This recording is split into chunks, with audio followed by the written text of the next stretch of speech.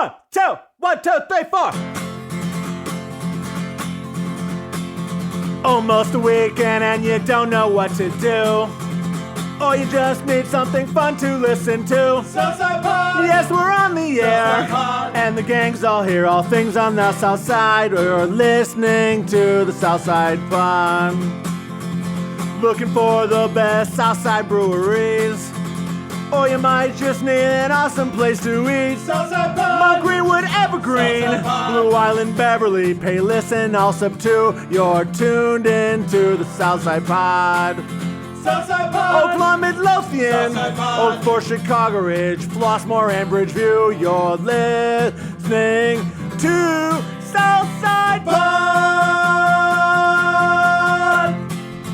We're at Horse Thief Hollow in Beverly, and I have not only the guy behind Horse Thief Hollow, Neil Byers, but I also have up the street your competition here, Neil. We got Open Outcry's main guy, John Brand. How are you, John? I'm well, thank you. Welcome, How are you? Welcomed into a brewery that is not yours, which I've always wanted to do to you. I always wanted to get you out of your place and into another brewery. And Neil, you guys are friendly. I noticed that right away. It took a half hour for us to finally pick up the microphones because you got lots to talk about. Yeah, we always have a lot to talk about.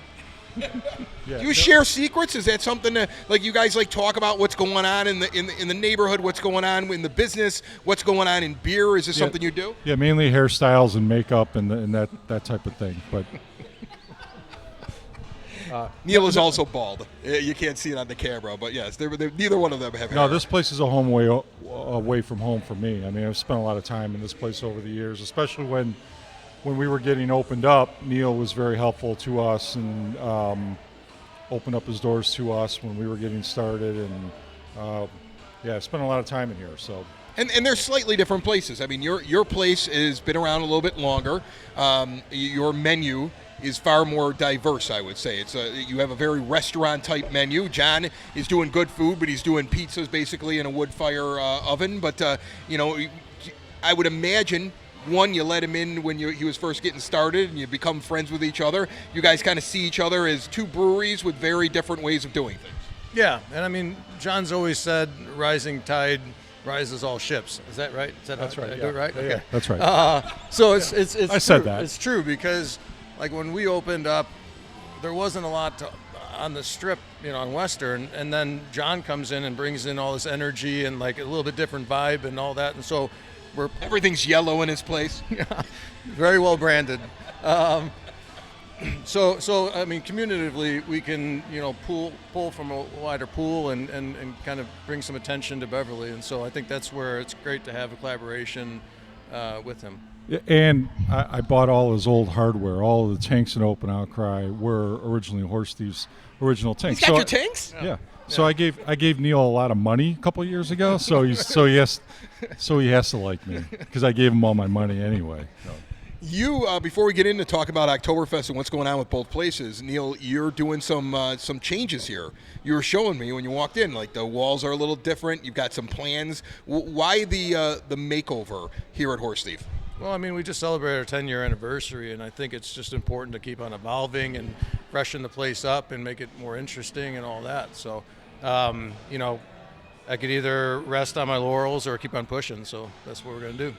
A lot of what you do in the place is very outdoorsy because you're an outdoorsy guy. So we're still going to have the whatever that is with the horns over the bar, right? Right. And we're going to get some some acrylic horse head mounts and stuff like that, and just kind of, speaking of branding, just kind of get a subtle brand kind of going here as far as the decor is concerned, and like what you would imagine Horse Thief Hollow to look like. If you just heard of the name, then we're going to be bringing in some decorative pieces, to kind of give it a better aesthetic. Yeah, you guys are both in the branding, and also you both have built a shelf essentially now out in stores. A few years ago when we all met, each of us separately at the time, but when I met you, John, when I met you, Neil, like, you weren't distributing beer. You're both doing that now, and John, you're big into branding. You're out there actually in the truck a lot of times, bringing it to different places. What's that experience been like? Have you learned anything about what people respond to on the can that gets it sold on the store shelves? Yeah, sure. So for both Horse Thief and Open Outcry, getting your beer in cans and on shelves is the next step in the evolution for the business that we're in. And both Neil and I worked really hard for a long time to build enough brand and brand equity so that once we put our beer in cans, that beer consumers in the Chicagoland area would recognize the brand, the label, the logos, and bring our beer into their home. And both of us, since post-COVID, had put a lot of effort into ramping up a distribution effort, and it's been working for both of us. Because when I drop beer off at places, I'm seeing Horse Thief beer on cans right next to the Open Outcry cans, and it's been, for me, speaking for me, it's been the whole point of opening up a brew pub. The brew pub concept was to build a brand, earn the trust of beer drinkers on the south side in the Chicagoland area, let them know that they're going to get a quality product if they see our beer on the shelf, and that the money spent on that beer will be money well spent, and it's going to be the great beer that they had in the tap room, they can now have it in their home. So we spent the first 5 years of our business building that brand, and now that the distribution business has started, it's been really rewarding. It's been a lot of work. We're now in 50 locations across the Chicagoland area, northern suburbs, western suburbs, and down in the south suburbs too. And I'm in the truck every day of the week. Yeah. And last couple times I said, hey, you want to get together and do a segment? You're like, well, you want to record me while I'm driving in the truck? Yes. And I'm like, I don't know how that's going to work. Yeah, and my nicotine habit has exponentially increased because I deliver beer in the truck and I smoke cigars all day. That's all I do now. Yeah, he's got his brand, he's got his stuff that he puts on his cans and his artwork. Do you stress about the artwork when you're trying to figure out how you're going to present it to get it to pop on the shelves? Yeah, it's really incredible when you go to Binny's how much beer is on the shelf, and I try to look for what's going to stand out amongst all the color and all the chatter and everything, because we still are a very small brewery. And so some guy walks up and he's like, sir, are you going to pick something? You're like, I'm just examining the colors and trying to figure out what fits. Yeah, and even like tap handle design and stuff like that. I mean, I put a lot of thought into it, and I know John does too. And so it's just, I mean, there's a lot of competition out there, and we got to find a way to, stand out from the crowd. Tell me about what we're drinking right here at Horse Thief. Horse Thief is hosting this. Next time I'll have to come to your place, and I'll adjust the camera contrast for all the yellow. But I love it, actually. I love it. You never know. You're never surprised. You look around, you go, yes, I'm an Open Outcry. You know where you are, okay, no matter what. Tell me about this one, because everybody does Oktoberfest. You do something different because you're doing a Dunkel for October. So tell me why. I know this is one of your favorite ones. I think we talked about that before in the past. I like this one an awful lot as well, but tell me a little bit about Wasserwolf. Yeah, so Wasserwolf Jaeger translates to Waterwolf Hunter, which is Northern Pike Hunter, which was my dad's fishing club back in the 70s. So that's where the name comes from. It's a dark German lager. It won an award several years ago, but I think it's a great, cool fall beer. There's a lot of Vienna lagers and Marzens that are popping up right now. Not a ton of Dunkels, but we've just been doing this pretty much since day one, right around September, October timeframe, and it just, to me, represents the cooling off of the changing of the season and the cooling off of the temperatures. Yeah, and what are you guys doing now? You do an Oktoberfest too. I know that you're getting ready for your own Oktoberfest coming up this weekend that you're going to be having. Tell me what the big one is on tap right now that people should try, unless there's more than one, and a little bit about the event happening this Saturday. Yeah, sure. Thanks. So this Saturday is our second annual Oktoberfest, and we have 4 German-inspired beers on draft. We have the Oktoberfest, we have a German Pils, we have the Hefeweizen, and we have a Kolsch. Your Pils is really Thank good. you. I said that to you before. Yeah, thank you. Our head brewer, Eric Padilla, who's been with us for a little over a year now, is just an exceptional brewer. These are his beers. I agree with you that the German Pils it's one of the best German Pils in the Chicagoland area. But all of them are good. I had the Oktoberfest today, malty, sweet. So we'll have 4 beers on draft. Beer steins, music, pretzels, Wiener Schnitzel, the whole thing. Any adjustments the last year? I mean, anytime you do something a second time, you probably learned something about it the first time you did it. Last year went really well, so it'll be in the parking lot again. We have tents, bands, the menu will be a little different this year, but no, I thought last year went really well. That's awesome. And we had a good turnout, and we're hoping for a good turnout this year as well. This Saturday is also the Beverly Area Art Alliance Art Walk, right? Yep. So we have a lot of activity going on Western Avenue this weekend. Yeah, it's a busy place to have a brewery or a couple of breweries on, because you guys have a lot going on in the community here in Beverly. How difficult is it to keep up with all of the different groups in Beverly, all the different events in Beverly, all the different times somebody says we're bringing a bunch of people in here, or can you help us out with this? Because I would imagine the two of you have the same conversations with the same people all the time, and you have to kind of say, I can do this, I can't do that, but it's probably a lot to keep up with in this neighborhood, right? Yeah, Beverly's an amazing community, and there's a lot of passionate people in the neighborhood that are driving initiatives like the Art Walk that John mentioned, and so, busy is good, and we got to keep it that way. Your Oktoberfest is when? October 13th, Friday. We got some time for that one. You've done that for a while. I remember, in fact, one of the first times that I walked in this place, I accidentally walked into an Oktoberfest. Like, I was just like, we're going to go out. I've been to Horse Thief a couple of times. We're going to go out tonight. And I walked into the middle of an Oktoberfest with a special Oktoberfest menu, and the band was playing. It was nuts in here, and it was fun to be at. But, I mean, you've done it for a while. So what makes a good Oktoberfest, in your opinion? Well, it kind of dates back to when I was a child. My dad would take me to a restaurant called Edelweiss on the way north side and kind of introduce me to this whole fest kind of atmosphere. So the band's pretty pivotal. We're featuring Paloma, which is a traditional German band. The Ziggy Zaggies and the Oi Oi Ois, and like just the interaction that they bring into the crowd, to the crowd, and the Stein raising. We got great food, great beer, but it's funny. I remember when the first year we did this. So this will be the 10th year. The first year we did this, nobody knew how to react to the cheers and the Ziggy Zag and all that stuff. Yeah. And it was kind of crickets, and except for my table. And then over the years now, you'll show up here at 8 o'clock and the whole place is like rowdy and toasting and everything. So it's a good time. It took a while to transition everybody from Danny Boy to Oktoberfest. Well, that's an interesting comparison, because I was just about to ask that. I mean, on this street, Western Avenue in Beverly, and I've talked to you guys, I've talked to others that have places along this street. That season in March is such a big season for all the establishments along the street. Southside Irish Parade is such a big deal, but then you don't really have a lot of other things where you can have festivals, and Oktoberfest is something where you can kind of have like a big celebration.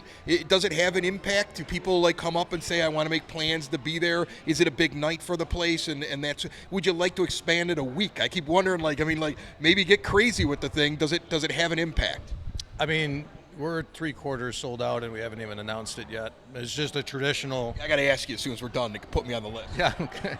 It's just this, like, people had a great time, and then they're like, I want to book for the next year, and so it's almost not even open to the public at this point, just because most of the tables are reserved. So it's a lot of fun for me personally. I think it's fun for the community just because it's a little bit different than what they're used to, historically speaking. So, yeah. Prost. Excellent. What do you think, John? You big fan of the actual season? I mean, you're doing 4 German beers, so you must see some benefit to, this is an event type thing. Get out there and try some different German beers. Yeah, Neil said it. The music, the drink, the people kind of letting loose and enjoying the scenery and the energy in the places. It's why guys like Neil and I get into the service industry, to bars, to restaurants, because when you have a room full of people, everyone's enjoying themselves, the music's good and the energy's high, and you're providing that value to your customers. That's why you get in this business. All right, I'm going to put you both on the spot here, and I will give you the option to just say pass, or I don't want to do that, or whatever like that. Is there something? Think about it. I'm going to ask the question and kind of riff for a few moments so you could think about it. Is there a beer in the other guy's place is there something in the other guy's place, even if it's in a beer, if it's a food item or something like that, that when you go and you visit each other or something, you're like, well, that's what I'm picking up in there. Is there something you associate with the other place? You know, you got Open Outcry. What do you associate with Horse Thief? I know right what do you away. associate? Yeah, you know I'll right give you- away. I'll give you man, time to Neil better think come about up it. with something now. I'll give you time. But, so for me, it's the sweet potato fries and the beer de garde. I don't remember the name of the beer de garde, but that's my favorite beer that you guys make. What is The the name? sweet potato one? No, just the regular straight beer de garde. Oh, yeah. I don't know what the name of that one is. It's like another, like we do it like once a year, you know. Yeah, no, I know which one you. I know When the what beer- you're talking about. When the beer de garde is on, I come up for that beer specifically. Yeah. And my kids, and let me add one more thing. My kids love the sweet potato fries here too. Speaking of kids, before you say anything, both these places are good for kids. Both Yes, of them are. they are. Okay, your staff many a time has walked out to my table and talked to the youngest one. They've been brought back, near to the kitchen to see something, or they've had something brought out to them that was never asked for. You're great with the kids. Your staff is really friendly, and trust me, if they've seen a kid, they remember that kid a month later when you go walking in there. And you think about it, these are community places. They're breweries. The 21 and over crowd is there for the beer, but you guys really don't forget the families, which I think is really cool. What do you got here, Neil? What do you like about his spot? So you guys did a beer last year that was a hoppy amber. It wasn't like it was almost like a red IPA. It blew me away. And I remember Goose Island had like a harvest ale that was one of my favorite beers, and then they discontinued that, and it really reminded me of that. I remember this one. I don't remember the name of it, but I remember It would have been maybe Padilla's first-ish beer that he brewed. Yeah, he's done a few harvest ale, brown ale type beers. I'm not sure which one exactly you're talking about, but all probably multi-sweet, melanoidin, not overly sweet, but yeah.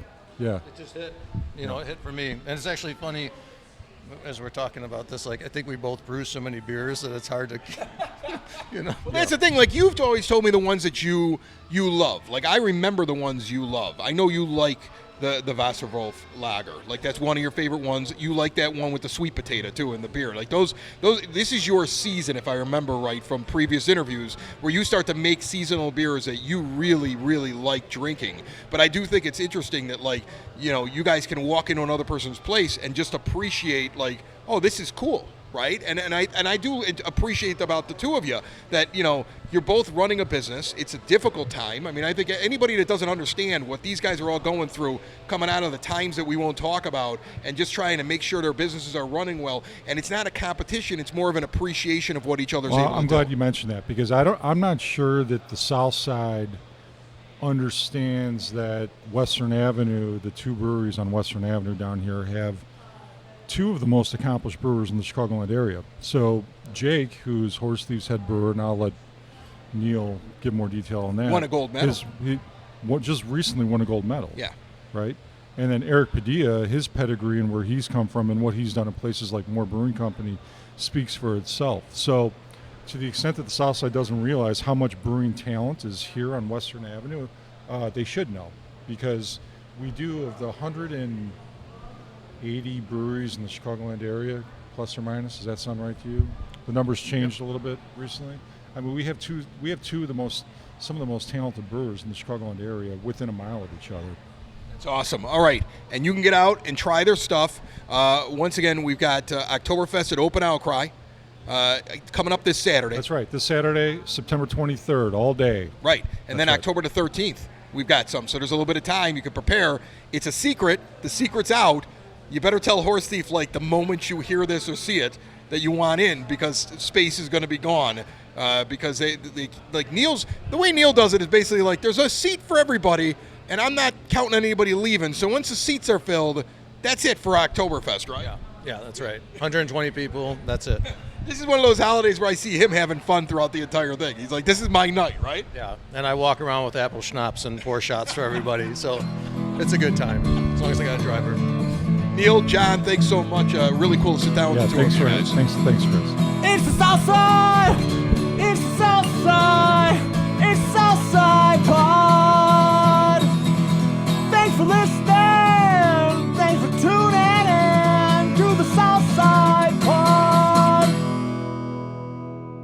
Y'all come back now, you hear?